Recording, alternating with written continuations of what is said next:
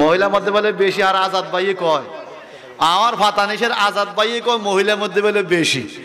এই বেড়া সো দেখে না, কিন্তু কান দিয়ে তো শুনে কেমনে কেমনে কোন জায়গায় ফেস লাগায়। কথা ঠিক কিনা বলেন? কিছু কিছু খবর আছে টেলিভিশনে করার আগে মহিলারা শুনলে পুরো গেরাম হয়ে যায়, ঠিক কিনা কন? এই ভাবি শুনছস নাকি এই একটা ঘটনা ঘটছে, আইজি তোর থেকে তুই কারোতে কইস না, হেতে আবার কারোতে কয় না, ফাঁসের গরজে কইছে আমি তোর থেকে তুই কারোতে, এরকম কইস্তা কইস্তা কইতে কইতে 10 মিনিটের মধ্যে হুরা গেরাম হয়ে গেছে। হ্যাঁ, এরকম সকলখোর আছে কিনা বলেন? আমার নেই বলেন লা ইয়াদখুলুল জান্নাতা কাত্তাত, সকলখোররা কখনো জান্নাতে যাবে। 5 নম্বর হাদিস, ওয়ান আনাস ইবনে মালিক রাদিয়াল্লাহু আনহু قال قال رسول الله صلى الله عليه وسلم لما عرج بي مررت بي قوم لهم أسفار من نحاس يكمشون وجوههم وصدورهم فقلت من هؤلاء يا جبرائيل قال هؤلاء الذين يأكلون لحوم الناس ويقعون في أعراضهم رواه أبو داود। চিল্লাকুন আল্লাহু আকবার। খাদেমে রাসূল নবীজির 10 বছর খেদমত করেছেন একটানা বিনা পয়সায়। ওনার নাম হলো হযরতে আনাস ইবনে মালিক রাদিয়াল্লাহু তাআলা। চিল্লাকুন মারহাবা। আনাস ইবনে মালিক খাদেমে রাসূল 10 বছর আমার নবীর খেদমত করছেন, যার হাদিসটা এখন বলতেছি। কত কাছের হইলে নবীর হাদিসটা বলতে পারি। 10 বছর খেদমত করেছেন বিনা পয়সায়। 10 বছর পরে মা আয়েশা কয় হুজুর আনাসকে একটু বাড়িতে দেন, বিয়া করামো। কয় ঠিক আছে দেখা করেন। ভিতরে যায় দেয় আনাসে শুকিয়ে গেছে, এত শুকাইছে শরীরের মধ্যে জামা দেওয়ার মতো গোস্ত নাই। আমার দেশে কিছু লোক আছেন এরকম আমগতিও শুকনা, এ কথা কন না। আমার বাসা গ্রামে এক লোক আছিল, এর কোনো মাইয়া বিয়া করান যায় না, এত শুকনা শুকাইছে। লোকেরা দেখতে আছে রে ফ্যান 2টা হিন্দাইছে আর ওরা ফিরে যায়, এরকম শুকনা। হযরত আনাস ইবনে মালিক রাদিয়াল্লাহু আনহু শুকিয়ে গেলেন, একদম কাষ্ট হয়ে গেলেন।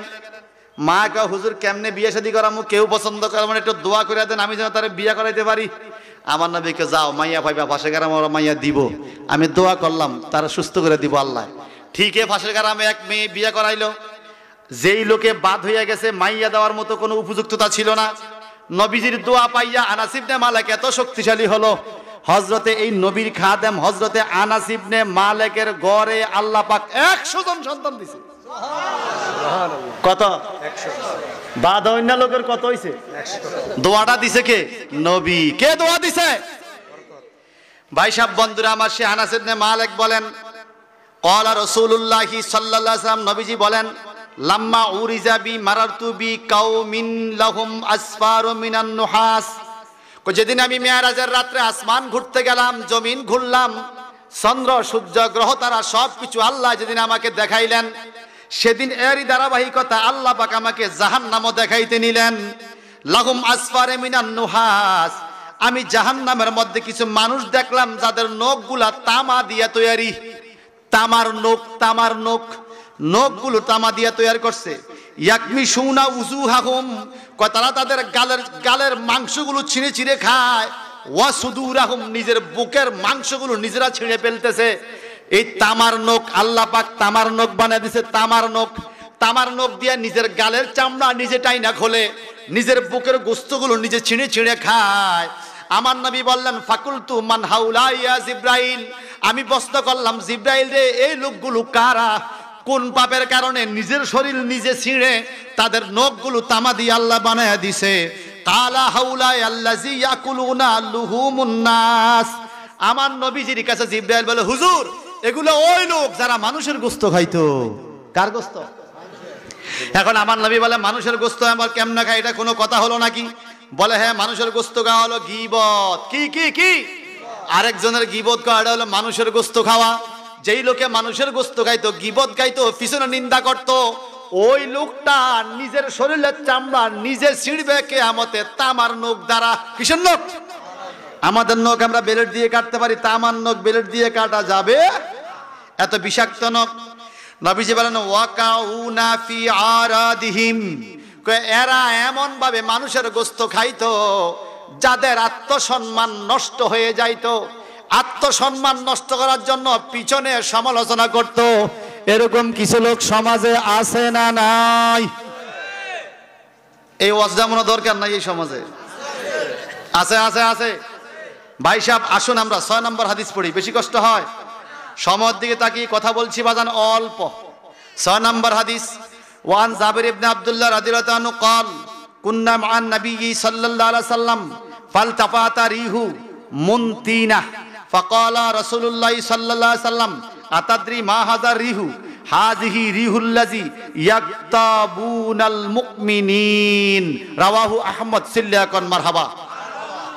হযরতে জাবির ইবনে আব্দুল্লাহ রাদিয়াল্লাহু আনহু বলেন, قال كنا مع النبي صلى الله عليه وسلم, আমরা একদিন নবীজির সাথে ছিলাম, রাস্তা দিয়ে হাঁটতেছিলাম। ফারতাফাত রিহুন মুনতিনা, একটা দুর্গন্ধ বাতাসে বাইসে আসলো। কি গন্ধ? নবীও আছে আমরাও আছি, এমন টাইমে একটা দুর্গন্ধ আসলো বাতাসে বাইসা। ফাকালা রাসূলুল্লাহি সাল্লাল্লাহু আলাইহি সাল্লাম, আমার নবীজি বললেন, আতাদরুনা মা হাজির রিহ, এই তোমরা কি জানো এটা কিসের দুর্গন্ধ? নবীজি বলেন, হাজিহি রিহুল্লাযী ইয়াকতাবুনাল মুমিনিন, এটা হলো এক মুমিন আরেক মুমিনের গীবত গাইতেছে, তার মুখের দুর্গন্ধ। নাউজুবিল্লাহ। গীবত কিন্তু এক ধরনের মিথ্যা। গীবত কি? সত্য হইলে তো সামনে কইতাম, সত্য হইলে কই কইতাম, মিথ্যা দেখে পিছনে কয়। এখন আসেন মিথ্যা কথা। আল কিযবু উম্মুজ যুনুব, মিথ্যা হইলো সকল গুনার বড় গুনাহ। যে মিথ্যা ছাড়তে পারে সে সব ছাড়তে পারে। আমার ফাতানিশের যুবক বন্ধুদেরকে ধন্যবাদ জানাবো। আজকে মাহফিলের আয়োজন করেছেন, দুই একটা কথা অন্তত আমল করেন, একটা অন্তত আমল করেন যে আল্লাহ আমি মিথ্যা কথা বলবো না। এই কথা কোন ঠিক কিনা? মিথ্যা ছাড়তে পারলে সকল পাপ ছাড়া সহজ, সকল পাপ ছাড়া সহজ। এখন মিথ্যাটা কিভাবে এত বড় পাপ হলো, মিথ্যা দুর্গন্ধ কিভাবে হলো? অন্য হাদিসের মধ্যে পাওয়া যায়। আমার নবীজি বলেন, এ পৃথিবীর মানুষ, তোমরা কখনো মিথ্যা কথা বলিও না। যদি মিথ্যা কথা বলো, তোমার সাথে যেই ফেরেশতা থাকে, এই ফেরেশতারা 1 মাইল দূরে চলে যায়। 1 মাইল দূরে। বলে কেন? কেন 1 মাইল দূরে চলে যায়? বলে মিথ্যা কথা বলার কারণে মুমিনের মুখ দিয়ে একটা দুর্গন্ধ বাইর হয়। যেমন পেঁয়াজ খাইয়া মসজিদে গেলে আরেকজনের কষ্ট হয়, দুর্গন্ধওয়ালা খানা খাইয়া মসজিদে গেলে আরেকজনের কষ্ট হয়।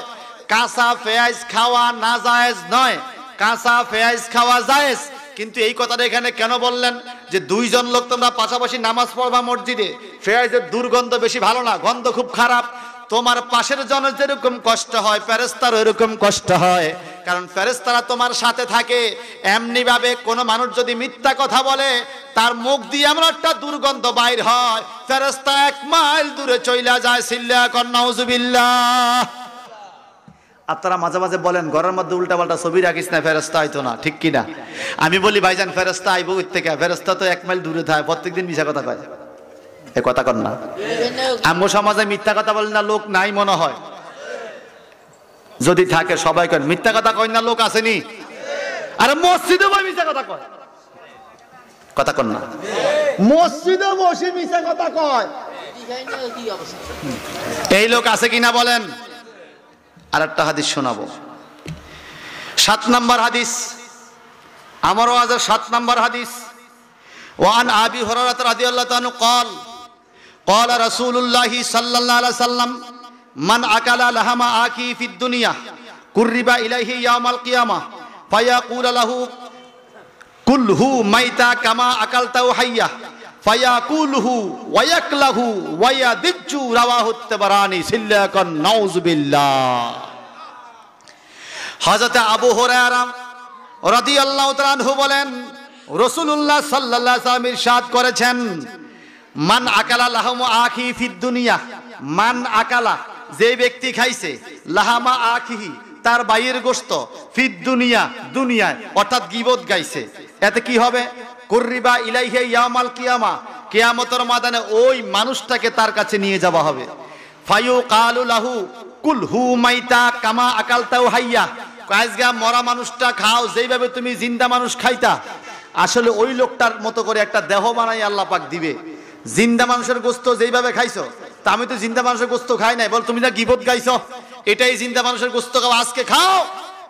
ফায়াকুলুহু ওয়ায়াকলাহু ওয়ায়াদিউ, সেদিন তারা এই মরা পচা দেহের গোশত খাইতে হবে। এমন খানা খাইবে মুখ বেসকাইয়া যাবে, চিৎকার করে কানতে থাকবে। এমন খানা খাবে, ফিরাইয়া খাওয়াবে মরা মানুষের গোশত। বলবে আল্লাহ দুনিয়ার মধ্যে আরেকবার আমাদেরকে যাইতে দাও, জীবন আর কোনদিন গীবত গাবো না, পরনিন্দা করব না, চুগলখুরি করব না, পিছনে সমালোচনা করব না, মানুষকে ছোট মনে করব না। আল্লাহ দুনিয়াতে আরেকবার যাওয়ার সুযোগ দাও। আমার আল্লাহ পাক বলে না না না, দুনিয়াতে দ্বিতীয়বার যাওয়ার কোনো সুযোগ নাকি আছে? আচ্ছা সুযোগ আছে। আপনাদের পাতানিশ গ্রামে আমি গত 15 বছর ধরে এই যে কোরআন তাফসীর মাহফিল থেকে শুরু করে এখানে আজকে 14 বছর মাহফিল, মারহাবা কর, কত মুরব্বী দেখলাম। এখন কি সবাইকে দেখি? অনেক মুরব্বীর কথা মনে পড়ে কিন্তু দেখি না, চেহারাটা মনে আছে। মাহফিলে বসে থাকতো, চেহারাটা মনে আছে, কোলাকুলি হইতো, মুসাফা হইতো, দোয়া চাইতো, দোয়া চাইতাম। এই লোকগুলো আজকে কবরে, কথা বলেন ঠিক কিনা? আমরা এখানে যারা আছি, আমরা যে আগামী দিন সকালে সূর্যের আলো দেখব তার কোনো গ্যারান্টি কি আছে? আছে? অনেক যুবক ভাই মনে করে আমি মরে গেলে মরে যাবো, মরার সময় নামাজ পড়বে।